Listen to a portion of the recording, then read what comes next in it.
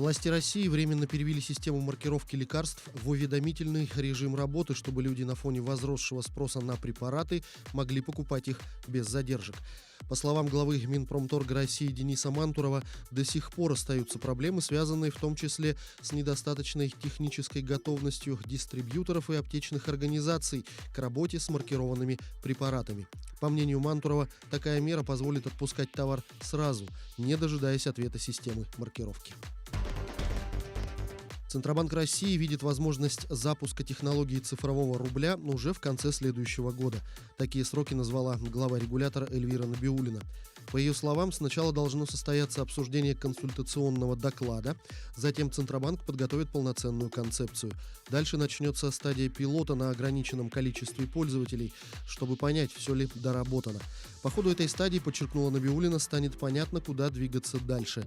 Она предупредила, что хотя цифровой рубль вполне реальная концепция, вначале следует оценить баланс тех плюсов и рисков, которые он принесет.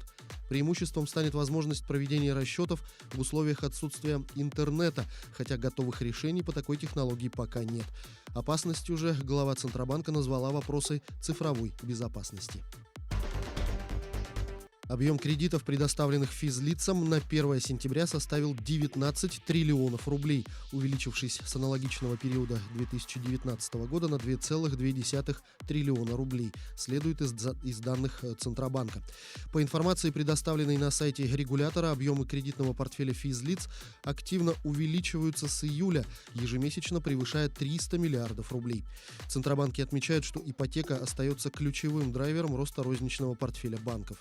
В некоторых банках из топ-30 отметили, что кризис не оказал значительного влияния на показатели кредитного портфеля и платежную дисциплину. В нескольких крупных микрофинансовых организациях отметили, что количество займов находится на уровне прошлого года. У некоторых оно снизилось. Тем временем благосостояние россиян с января по июнь 2020 года снизилось на 10,7% в долларовом выражении. Население России стало беднеть почти быстрее всех в мире, в том числе быстрее украинцев и турок. Об этом говорится в ежегодном докладе о богатстве в мире швейцарского банка Credit Suisse. Больше россиян потеряли только жители Норвегии, Мексики, Южной Африки и Бразилии. Причинами такого негативного результата для России стало падение курса национальной валюты, которое началось с марта на фоне потрясений на нефтяном рынке. За полгода российский рубль подешевел к доллару на 13%.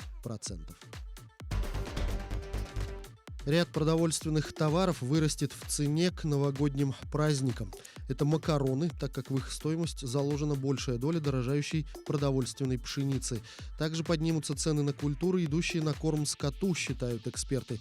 Подорожают пшеница 5 класса, ячмень, фуражная кукуруза. Это, в свою очередь, приведет к удорожанию мяса и молока из-за роста себестоимости производства. Рыба и рыбные продукты также увеличатся в цене. Российским производителям проще продавать улов с корабля, чтобы избежать складских и логистических проблем, считают представители отрасли. Отмечается, что порядка 80% рыбы и морепродуктов, которые вылавливают на Дальнем Востоке, отправляются в Азию. Причем эта продукция очень высокого качества. Повышение цен на эти категории продуктов можно было бы избежать, если бы власти ограничили их продажу за границу. Тогда можно было бы насытить российский рынок, отмечают эксперты.